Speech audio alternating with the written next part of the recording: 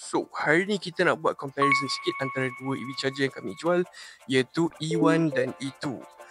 First of all, benda pertama yang saya nak touch upon adalah portability dan modularity. Bayangkan kalau budak-budak nakal main dekat depan rumah.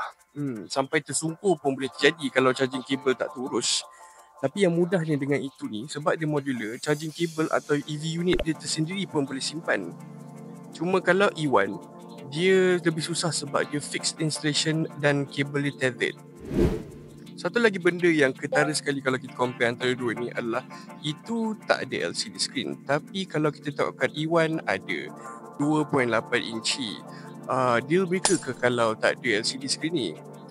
Jawapan mudah taklah sangat sebab rata-rata pengguna yang saya tengok atau saya perhati online agree yang diorang tak pakai LCD dekat EV charger ni lepas pakai sekali dua lah, sebab boleh control atau check dekat EV anda sendiri atau aplikasi.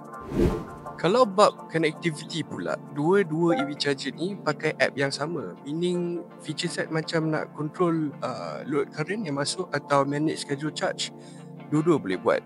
And kalau wifi drop sekalipun, dua-dua boleh connect through Bluetooth. So, yang mana jadi pilihan anda? Kalau anda nak info lanjut, klik di link bawah untuk limited time offer dari kami.